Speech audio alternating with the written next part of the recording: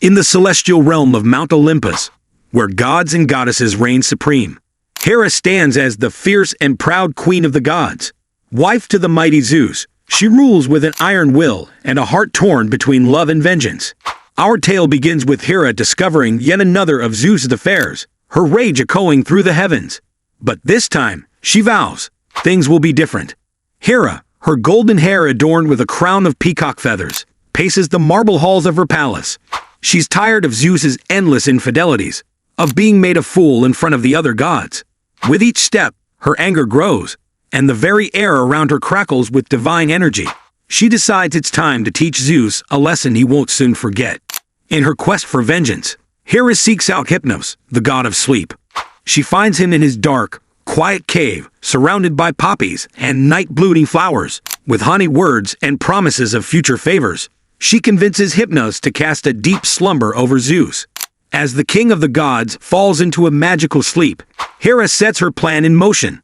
While Zeus slumbers, Hera weaves a complex web of fate. She visits the three Moirai, Clotho, Lachesis, and Atropos, the goddesses who spin, measure, and cut the threads of mortal lives. With clever words and subtle manipulations, Hera influences the fates to alter the destinies of Zeus's many mortal children. Some she condemns to tragedy, others to impossible tasks, all designed to show Zeus the consequences of his unfaithfulness. Meanwhile, on Earth, a young hero named Alexios prepares for a journey. Unbeknownst to him, he's one of Zeus's mortal sons, and Hera has marked him for a particularly cruel fate. Alexios is strong and brave, with eyes as blue as the aged sea and hair as golden as the sun. He dreams of glory and honor, not knowing that his every step is now guided by Hera's vengeful hand. As Alexios sets out on his quest, he faces challenges that would break lesser men. He battles the Nemean lion, its golden fur impervious to mortal weapons. With cunning and strength, Alexios overcomes the beast, not realizing that Hera watches his every move, her heart conflicted. For even as she desires to punish Zeus through his son, she can't help but admire Alexios' bravery and skill. Back on Olympus, other gods begin to take notice of Hera's scheme. Athena, the goddess of wisdom, sees the potential for disaster in Hera's actions. With her owl perched on her shoulder, Athena approaches Hera, trying to reason with the queen of the gods. But Hera's anger runs too deep, and she dismisses Athena's concerns. Ares, the god of war, revels in the growing discord. He whispers in the ears of mortals and gods alike, stoking the flames of conflict. His red-plumed helmet gleams as he moves among the Olympians, spreading rumors and encouraging confrontation. He sees in Hera's vendetta a chance for the battle and bloodshed he so craves. Aphrodite, ever the opportunist, sees a chance to meddle in the affairs of both gods and mortals.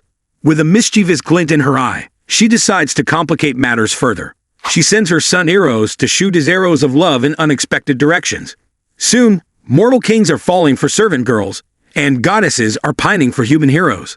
The resulting chaos threatens to undo the very fabric of Greek society. As these divine machinations unfold, Alexios continues his journey. He faces the many-headed Hydra, its poisonous breath filling the air. With each head he cuts off, two more grow in its place. But Alexios, guided by an unseen hand, perhaps Athena, taking pity on him, discovers that fire can prevent the heads from regenerating. After a long and grueling battle, he emerges victorious, his legend growing. Hera watches these events unfold, her resolve wavering. She sees in Alexios the potential for greatness, a hero who could bring glory to the gods. But her anger at Zeus still burns bright, and she pushes aside her doubts, continuing with her plan. As Alexios' fame spreads, it reaches the ears of King Eurystheus, who has his own reasons for fearing the rise of a new hero.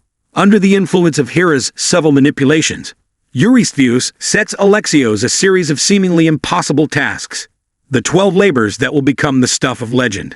While Alexios toils on Earth, facing monsters and impossible odds, the situation on Olympus grows ever more tense. Zeus begins to stir in his enchanted sleep, his dreams troubled by visions of chaos and betrayal. The other gods watch nervously, wondering what will happen when the king of the gods finally awakens. Hera, realizing her time may be running short, accelerates her plans. She appears to Alexios in disguise, guiding him towards ever more dangerous challenges. She tells him of the golden apples of the Hesperides, guarded by the 100-headed dragon Lenon, As Alexios sets out on this perilous quest, Hera feels a twinge of guilt, quickly suppressed. The quest for the golden apples nearly proves to be Alexios' undoing.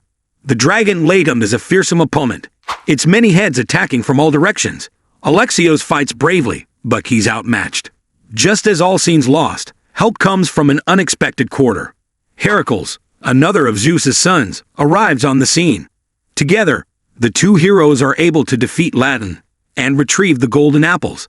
This unforeseen teamwork infuriates Hera. She hadn't counted on Zeus's children helping each other. In her anger, she decides to take more direct action. Appearing before Alexios in her true form, she reveals his divine heritage and the role she's played in his trials. She offers him a choice: join her in her vendetta against Zeus, or face her wrath. Alexios, torn between his mortal life and his newfound divine heritage, faces an impossible decision. His whole life has been shaped by Hera's manipulations, yet he can't deny the pull of his father's blood. As he struggles with this choice, the very fate of Olympus hangs in the balance. Meanwhile, Zeus finally awakens from his enchanted slumber. As he becomes aware of what has transpired in his absence, his anger shakes the very foundations of the world. Storms rage across the skies, the earth trembles, and mortals cower in fear of divine wrath. Zeus calls the gods to assembly, demanding explanations. The Olympian court is a scene of chaos and accusation. Hera stands proud and defiant, finally confronting her husband with centuries of pent-up resentment and pain. Zeus, his lightning bolt crackling with power, faces off against his wife. Their clash is epic, with thunder and peacock feathers flying in equal measure. As the king and queen of the gods wage war, the other deities are forced to choose sides. Athena stands with her father, while Ares gleefully joins Hera's faction, seeing a chance for the war he's always desired.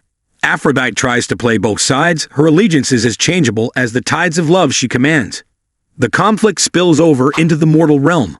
Armies clash on battlefields, each believing they have divine support. Natural disasters ravage the land as the gods' power runs unchecked. In the midst of this chaos, Alexios must make his choice.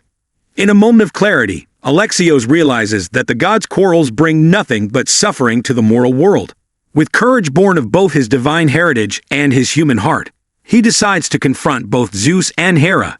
He climbs Mount Olympus, braving storms and divine guardians, to reach the warring gods. Alexios' arrival at the divine court catches everyone by surprise. Here stands a mortal, a mere demigod, daring to address the assembled Olympians.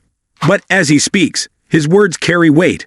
He tells of the destruction their conflict has wrought on the mortal world. He reminds them of their responsibilities as gods, to protect and guide, rather than to destroy. His speech gives both Zeus and Hera pause.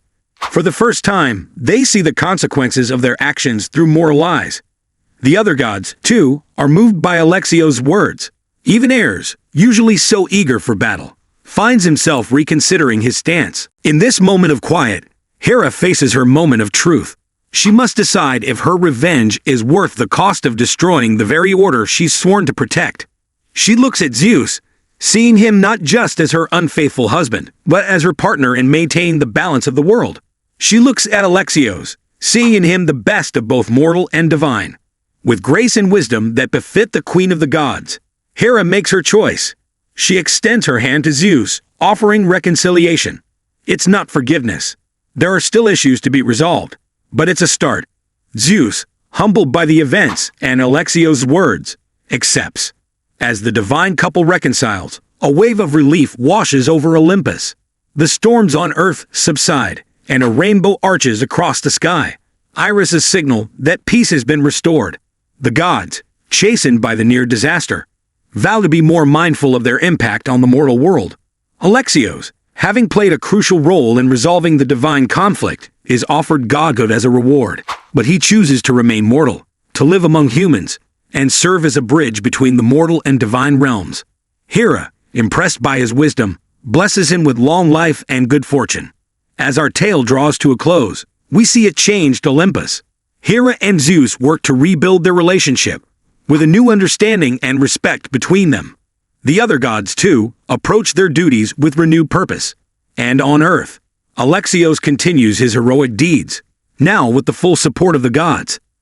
The story of Hera's vengeance and reconciliation becomes a legend among both gods and mortals.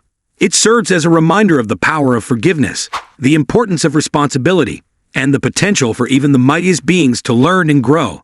And in the quiet moments on Olympus, when Hera looks out over the mortal world, a small smile plays on her lips, for she knows that sometimes the greatest victories come not from winning a war, but from choosing peace.